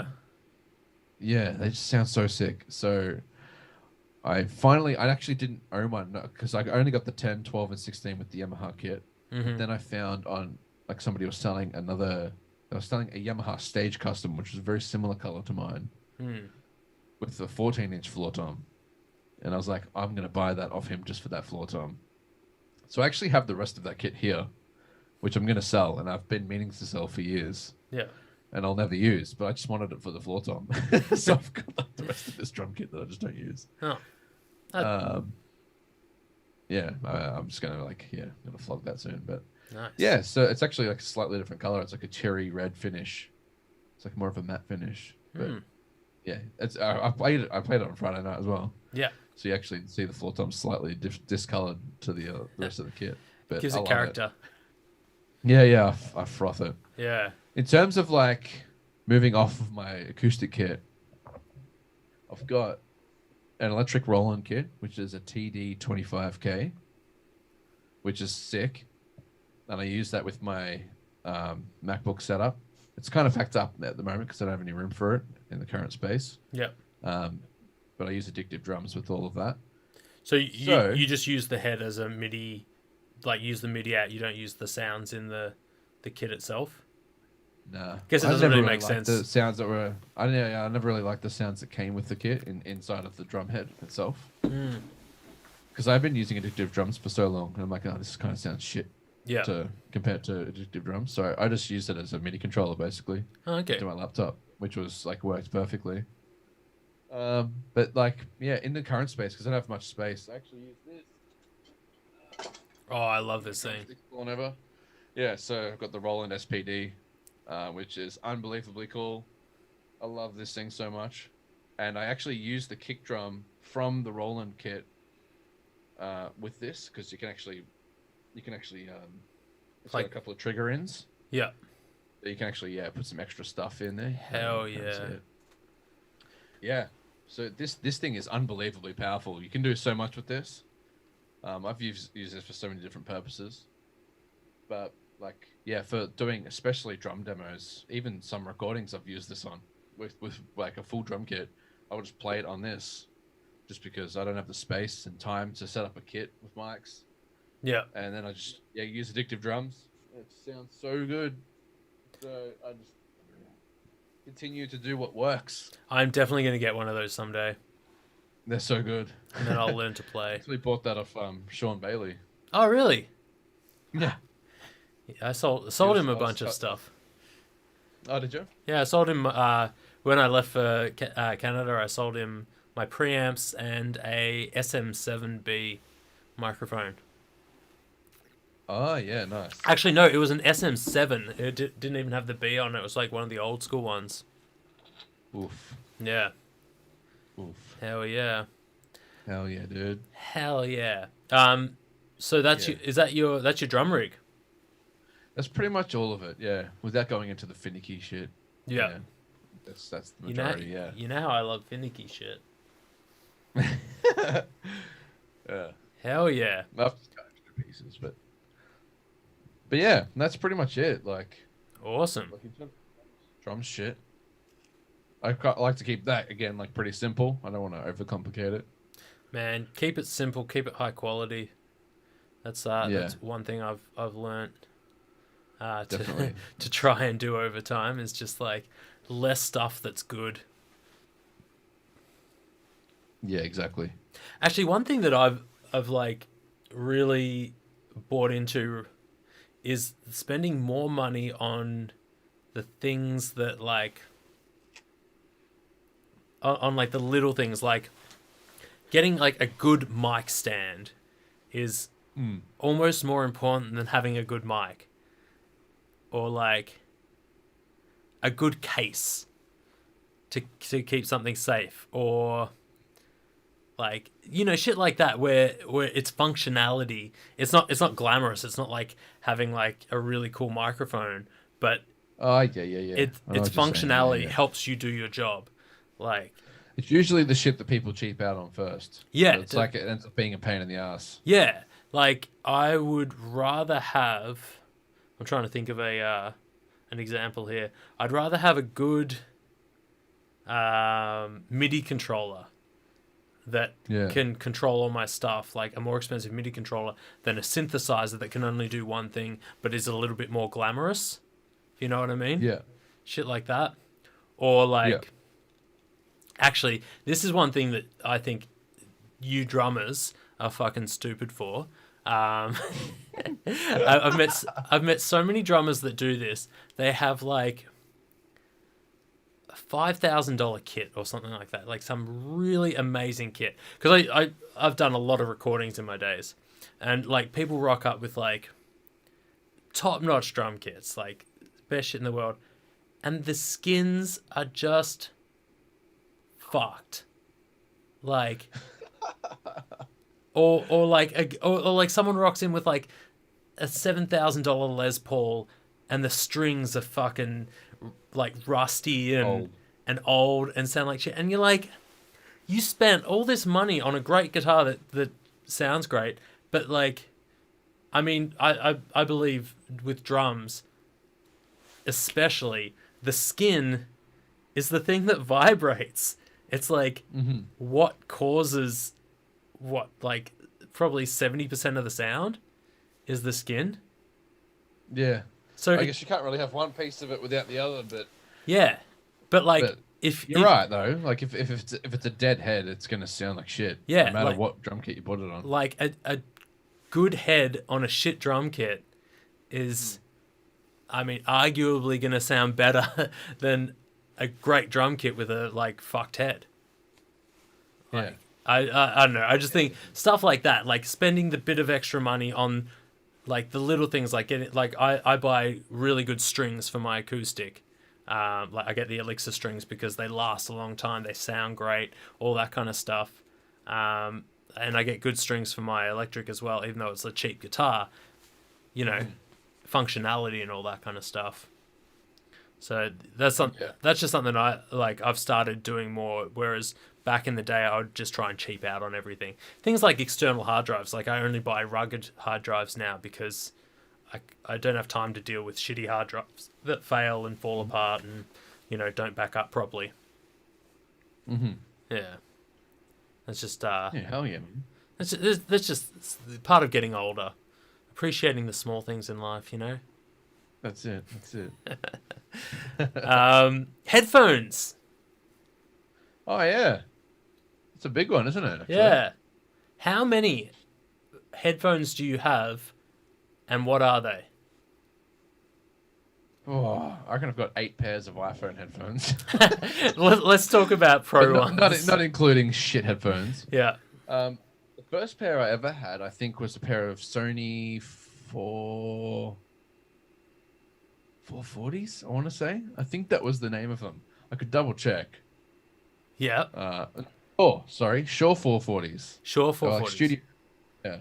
I got them for my 21st birthday because that's like my friends all put in and bought them for me. Yeah. And they broke a few years ago. And then I believe it was your recommendation that I went out and got, or at least tried, a pair of Audio-Technica M50s. Yes, that was me.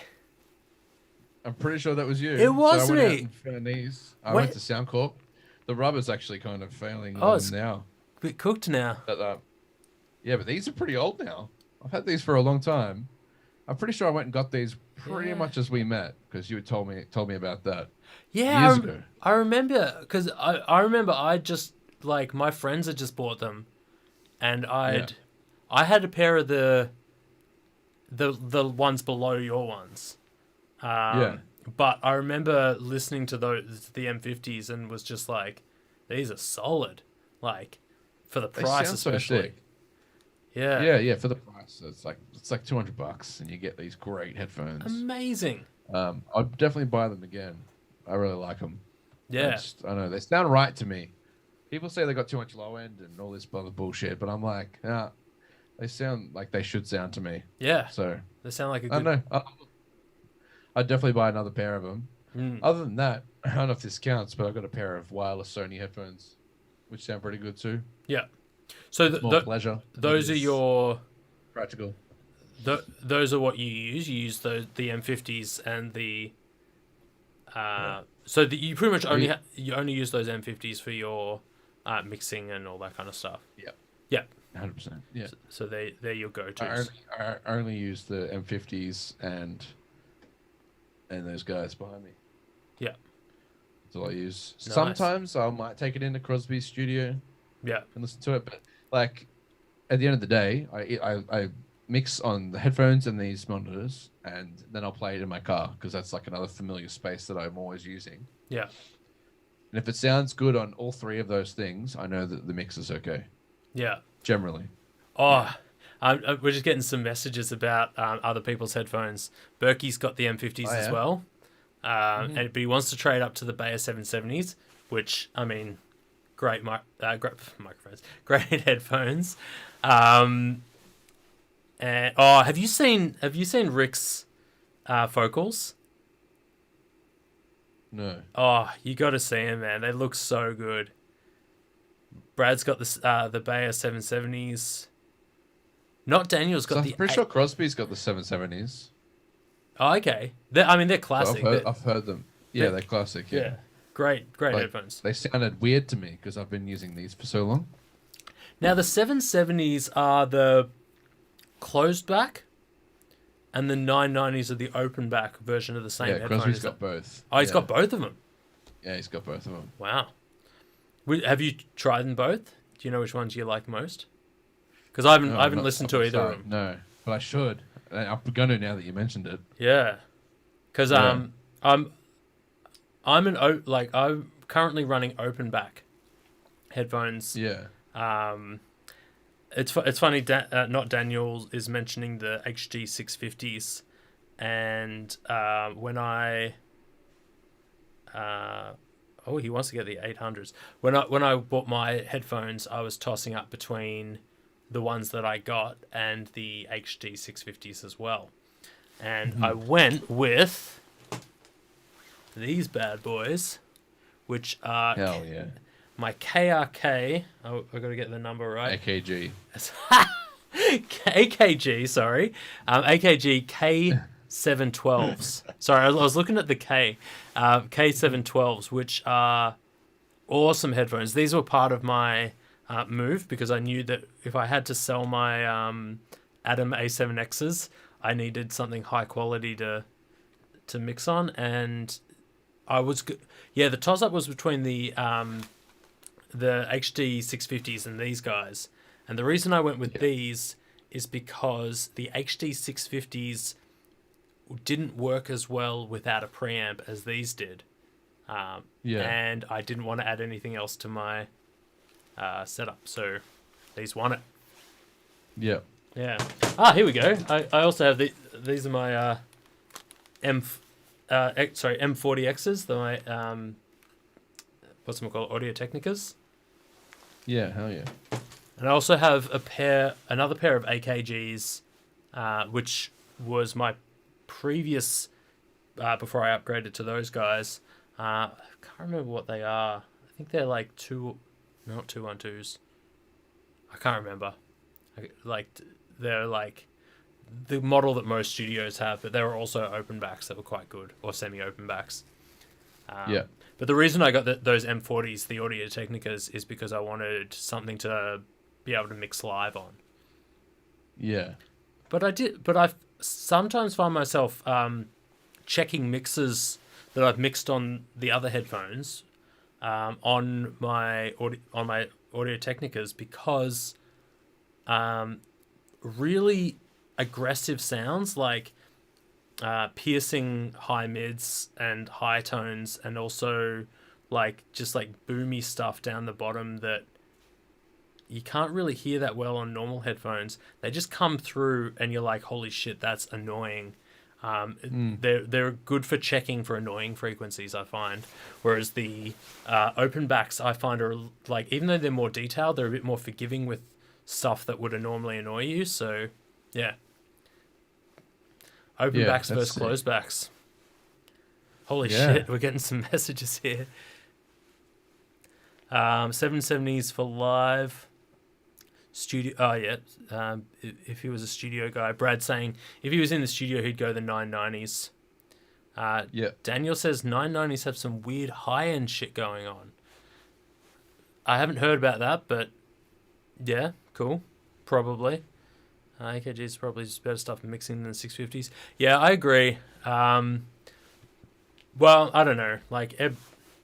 You can use whatever, really, if you know your shit. Brad's got Dyna Audios. You son of a bitch. Son of a bitch. Oh, and they're not even set up. Damn, bro. Just give them to me. I'll set them up. I'll sort it out. Sort it out. Lickety split. Yeah, they sound great, Dyna Audio stuff. They've got those at Ginger. Yeah. It's unbelievable. What if you could have one set of monitors at a, if someone was like, you can just get a set of monitors right now, what would you get?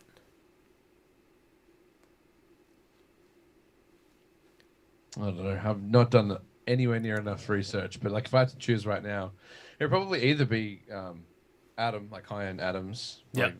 I don't know. I love the A7s, man. Oh, have you between have you seen the S series, like the S3s and stuff like that? No. They're like the one up from the A series. They're like $5,000 a speaker. Yeah, nice. But Dyna Audio, I've always found that they sound amazing as well. So hell yeah. I don't know. Probably go with something with them. Yep. Yeah. What about you, man? I think they're called Amphenol. They're really weird looking ones that have a big white circle around the tweeter. I really like those. They're cool. I really dig the Focal BM6s. I think they're BM6s or B6s or something. Oh no, twin sixes. So they're like two 6-inch and a tweeter aside. Um, though, like I've always like kind of looked at those and been like, I'd really like those, or barefoots if you've got a spare 10 grand per side to spend on a Yeah, right. set of monitors. But I have to say, having owned the Atom A7Xs before, and like hearing your A7s as well, I really do like the ribbon tweeter sound of the high end. They're And nice and crispy. yeah, so I'd probably either go the Amphinols because they're cool, or a pair of the S series Atoms if I had an unlimited budget for speakers, and then I'd Yeah. also pair that with one of those sick Atom subwoofers that they look so good. I'm pretty sure Atom make like a ridiculous sized studio subwoofer. I can't remember how big it is. I think it's like I think it's like 18-inch studio subwoofer or something like that. It's That's ridiculous and like really cool. Oh yeah. Oh, Brad's just offered us to borrow his Dynans if we ever feel like it. Damn, son. Damn, Oh, that is hope you very mean tempting.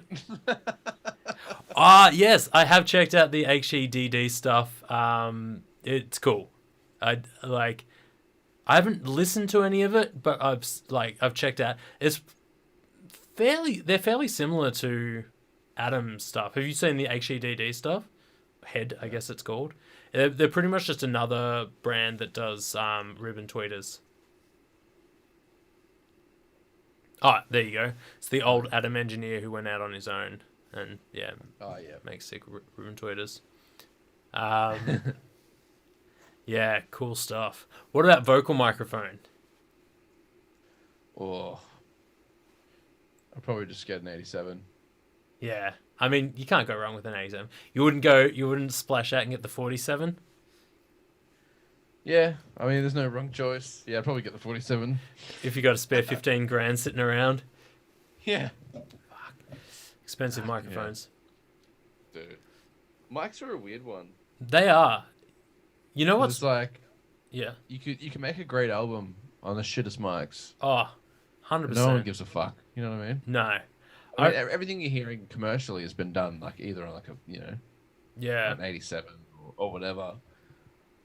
But it's just like I know you think of some albums like some of the like Chili Peppers and that like some of those albums were done just on the 57.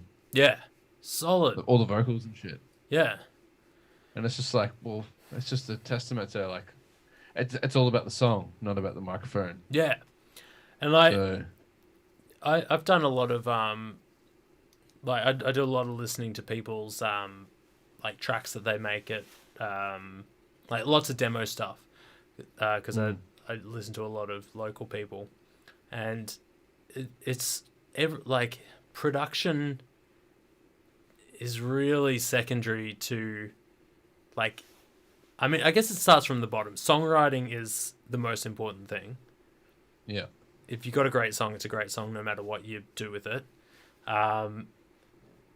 Delivery after that, and then gear all comes after that. Like it really comes down to like delivery. I've listened to someone who's like done shit that's well produced, like well mixed, like done to a T, and I'm just like this is average, whatever. And I've listened to stuff that's just been recorded where someone's like playing the track through the speakers in the background and they're just like singing on their phone, recording it all at once, and I'm like I would listen to that 20 times because it's just well done. Yeah, So- exactly. So mics are a weird one, but we still want to have good stuff. Oh, of course. And Yeah. they sound good. Good shit's obviously good. You know what I'm saying? How good is good shit? It's good, man. It's so It's good. fucking good. But yeah, it's just one of those things where it doesn't matter as much. No. Whereas I always thought that it really did, Yeah. but it really doesn't. It's all about what's actually happening or what's going into it. So Yeah. You know what's interesting? I used to have a pair of AKG 414s, quite expensive microphones. Like I'd say they're high end. I would say 414s. yeah, 414s. Yeah, Yeah, yeah. I used to have a pair of those, and they were brand new. Sounded great. Good microphones, like top notch for like drum overheads or like guitar amps, pretty much anything. But the one time I borrowed our mate Tim his K2 from Rode, which is Road. Yeah. a fairly cheap microphone. Like I think it's about $600, brand new. Yeah. And I put that side by side with the AK, like the 414s, and it was a no comparison. Like the Rode just absolutely won hands down on vocals.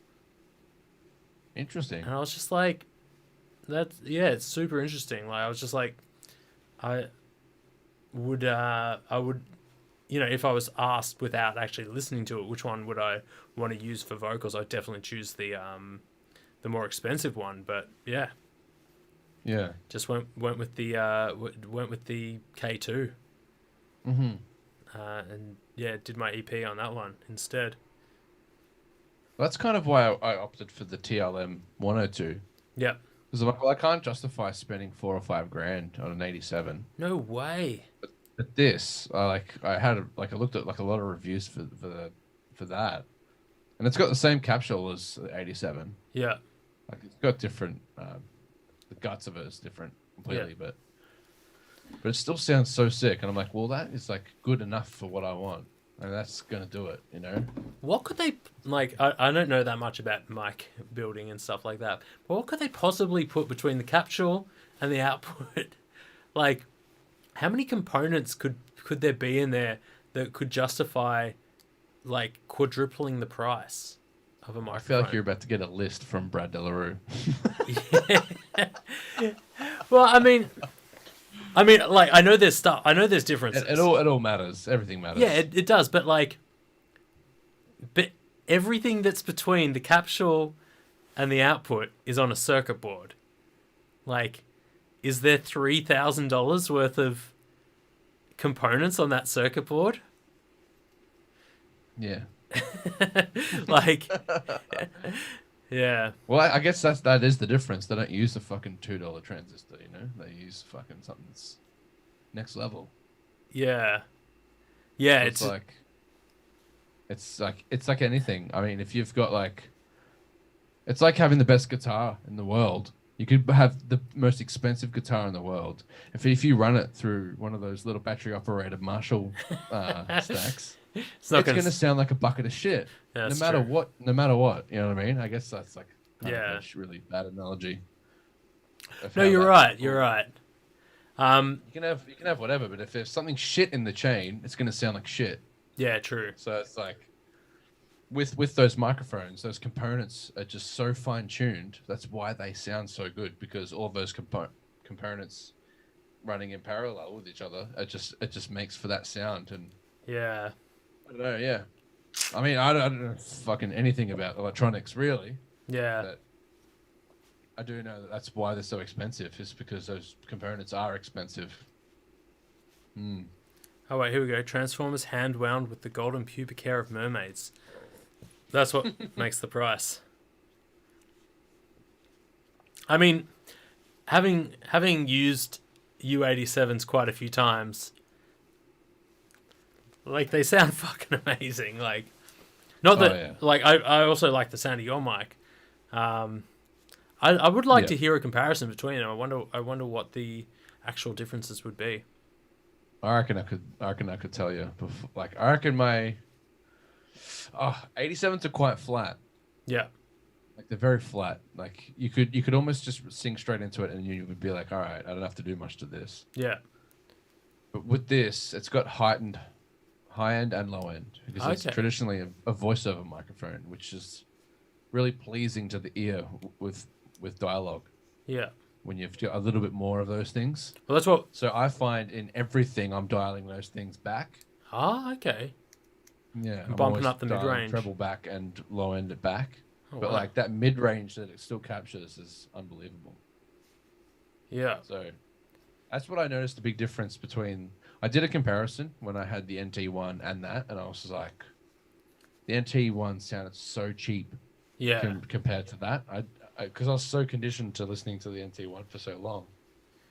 I literally couldn't believe my ears when I heard like a different, like I just like I sang a chorus of a track in that mic, and then did it in that mic, and I was just like, there is literally no comparison. Yeah. On the mic, I I'm mean, so glad I ended up just splurging and grabbing that one. I love the NT1 because it costs what, $100 or like a bit over For $100. the money, there's no better mic. Yeah, It really is.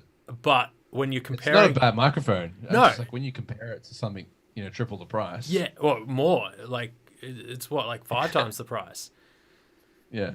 Yeah, so like, Yeah. What are the NT1s going for? Like 200, $300? no, I think they're like 180. They're not like, Really? I thought they're like 250 new or something. oh, maybe I don't know, Either way. but yeah. Like that one cost me like 800, I think. Oh, 800 or okay. 900. There you go. So it wasn't too bad, but worth it. The other four. Oh, wait.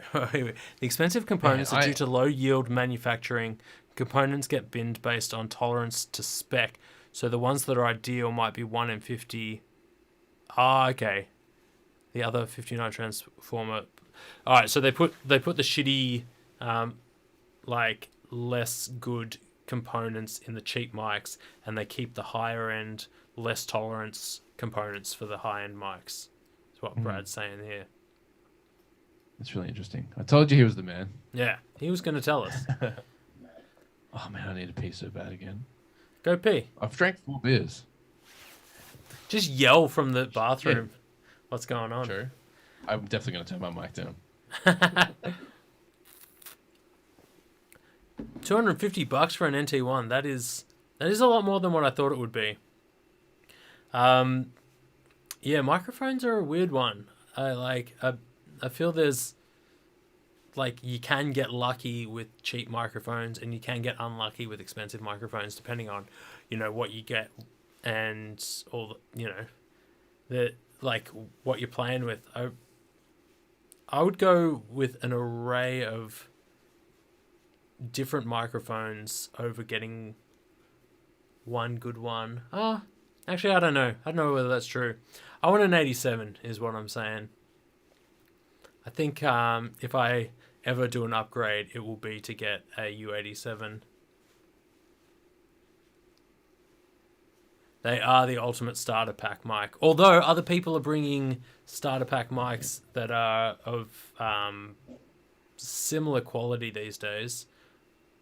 There's a lot of good ones out there. And having said that, this mic, which I think is fucking amazing, retails for I think $450. So, like, dude, Aston's killing it, man. When I saw those reviews on those mics, I was like, man, I was gonna get one. Fuck yeah, They sounded really good, and then I was like, oh, do I want to go above that? I was like, I probably deserve a better one. So I ended up just splurging. Splurging. What about in-ear headphones? What have you got? In-ears. In-ears. Yeah. I am using, for all my live stuff, I use the Shure 425s. Yeah. They're good? I like them. I haven't really tried a shitload of different in-ears. Yeah. I remember my first ever ones were some cheap. I got them off eBay, I think. They were called Westtones. I got Western in-ears. They lasted about 3 months, and then I fucking broke them. Aren't they like really expensive, the Westtones? Not the ones I got. No, a couple $100. I thought Westone made I broke them like super quick, and then I ended up getting the Shure 215s, which were like Shure's like low end in-ears. Yeah. Which are fine. Like they lasted me a couple of years. Yeah. And then I ended up upgrading to the 315s. Mm-hmm. They lasted me a couple of years, which is great for I was using them for 2 or 3 shows per weekend. Oh wow. So that's like they're getting heavy use. Yeah. And then they broke, and then I eventually got the 425s, which So you just kept upgrading every time. I just kept slowly upgrading. Yeah. Yeah. And I just bought my second pair of 425s Oh, okay. because I really liked them, so I bought them again once the Nice. last ones broke. I think they all kind of have like an average lifespan of a couple of years if you've got them on heavy duty. Yeah. So, I think the 425s are a pretty good spot for me because like they got the dual drivers in each ear. Yeah. So I got that low end punch as well as like that kind of high end clarity as well. I don't know, it's a bit more separated. Whereas those other ones, the cheaper ones, like the 215s, it's just like oof. Yeah. Like it's just like pure mid range. It's a bit more harsh. You got to do a bit more EQing if you want them to sound a bit better. Yeah. But they still sound okay, but nowhere near as good as the 245s. Big difference. Yeah. Okay. But like, wasn't that you with the crazy in-ears? Do you still have those? Yeah. Was that you? Yeah. I don't even know why I got them. Actually, no. I got them when I was doing a lot of acoustic cover shows, which was a period of my life which I don't even know why I was doing it, but like I used to play a lot of acoustic covers, and I had this rig set up with a like acoustic pedal that would do all my processing for my vocals and my acoustic guitar, and it had a headphone output to it, and I ran my backing tracks through it as well. And I bought this set of like $1,000. Actually, they would have been a bit more than $1,000, I think. But yeah, pretty expensive. 64 ears, molded in-ear monitors that are 3-driver, sound amazing. Mm-hmm. And then I stopped performing. I think I used them for one show, and that's it. But I still have them, and I actually their main use is for vocal recording in the studio,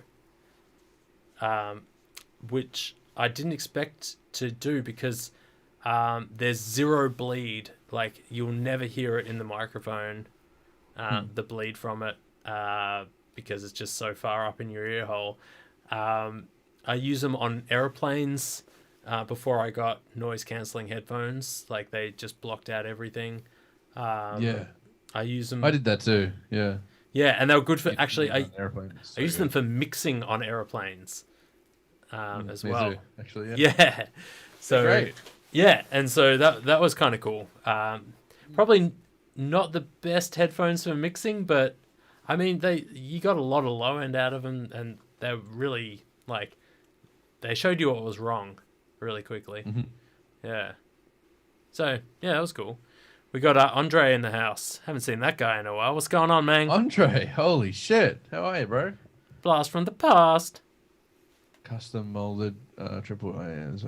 Actually, that's who I sold that guitar, my first good guitar to. Oh no worries. So I hope that guitar's going well, Andre. It's He's like, yeah, I bet it. Give it to a The homeless difference guy. between a single driver and a dual driver is game changing. Brad, I couldn't agree more. Holy shit, dude. Try When I going first triple. heard them, I was just like, well, that's what he's saying. He's like, triple's a good setup, but not as much. I think he's saying the difference between going Oh, from okay. Have you single seen? to a dual. Have you seen how far versus- they've gone? There are now What do you mean? 18 driver headphones. That's insane. 18 aside. That's got to be a gimmick. There's no way that's practical. I have no idea. You could have like 18 treble drivers. Yeah. No, well, apparently they space them out so you got six of each. Like you got 6. Per side. Okay. Yeah, so you got 6 highs, 6 mids, 6 lows per side. Yeah. Like, what's going on there? Yeah. Yeah. What do we got? These chats going off. I love it. I know, there's so Hell much going yeah, on boys. I love here. Yeah. the Walkman in Japan or something. I don't. Oh wait, there's this whole other story. I feel like I have not been paying enough attention to this chat. I've been checking it every so often. I'm glad you have it. But yeah, that's Trying to think of what else to talk about gear-wise. That's I haven't even touched on my camera shit, but that's not really like shit. the topic of today.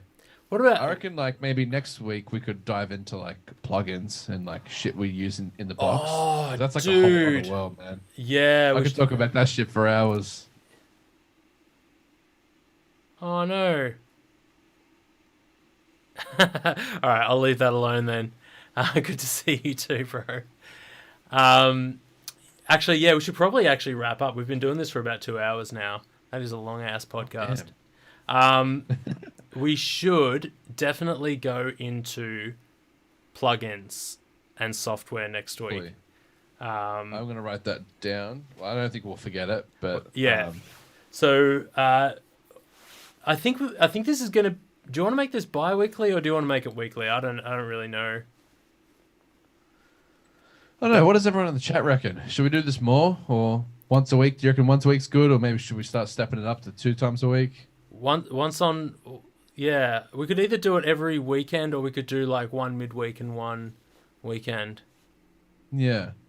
Plug-in Talk is a 6-episode series. Not fucking wrong, bro. We Not could wrong do at all. We could do a whole episode on the EQs that we like. Dude, easily. I could probably do a whole episode on Pro Q2. Oh man. Don't start, otherwise Yeah, all right. Let's leave this one for later. Let's stop this now. I think there's like I don't know if this could be a 2-parter. Yeah. But like we could do plugins, which is like processing based, but then there's also instrument based plugins. Okay. I think those are 2 different things that we need to discuss separately. All right. We could do it in the same podcast, but like split them up. I think that'd be cool. Yeah. All right, midweek But and we could go through like our favorite EQs, compressors, reverbs, delays, all that kind of shit separately, and that'd be really cool. all right. So everyone seems to be saying more than one a week because no one's doing anything anyway. All right. So We can sort that out. yeah, we'll sort it out. Maybe let's aim for Wednesday. Wednesday night All right. coming. I think you're not doing anything. I'm not doing anything. Nah. I don't know Let's if you're lock it doing. in. Yeah. All right. Next week, Wednesday. Plug All right. in. All right, guys. We're gonna call Plug it. and talk. We're gonna call it now. We're gonna be talking about plugins. Yeah, plugins as of Wednesday this week coming. So Awesome. get your nerd hats on. We're I'm so stoked these guys joined us. Thanks Hell for yeah. rocking up, blokes. This is so sick. This is sick. And a 2-part special on my hair. Going into the specifics. It might even be different by the time we get to our next podcast. Wednesday. We'll see what happens. Maybe I should go green. You should go green. I mean, what have you got to green. lose? I'll go blue. I've got more bleach if you need it. Oh, fuck. Did you know I have never bleached my hair? Oh, I've never colored my hair in my whole life. Missing out. This is the second time I've bleached my hair know in if my I'm life, missing so it out. hasn't really been that much. Yeah. Oh shit. No worries, man. Well, we'll call it. All right. Peace out, Yeah, everybody. I look forward to Wednesday talking shit about plugins. This is gonna be sick. Hell yeah. All right, Hell guys. yeah. I hope you all have a good one. Peace out. And until next time, stay noisy. Absolutely. Peace out. Laters. Oh, it's not stopping. That's all right. Maybe we should just go into plugins now. Yeah, I know, right? I have no idea. It's not stopping. It's not stopping my... my Chrome's frozen. That's fucking hilarious. So, I've still got a shitload of beer left. all right, so we're going to have to keep going on this one. That's so funny. Just refresh it or something. I'm trying. It won't even let me do that. It's like... this is so good. All right. Did you want me to try and log in from here? Nah, it's cool. I'll just quit out of Chrome. That's so good. It's funny as shit. I think Tiny noise. I'm just gonna keep reading comments until. it could. Is it still running? I guess you won't see it until it. Yeah, I mean, I'm watching it kind of live. Because it could still be streaming. Yeah, it looks like it is. It's still streaming. No, but it'll cut out after 20 seconds. Yeah. Oh, Hit the reset button on your comp. Genius. Nice one, Daniel. Sounds like you need a tech. oh, it says it's still live. I mean, I'm watching it kind of live. Oops. Call the STO. Oh shit. I can't even log in and stop it streaming. I'm just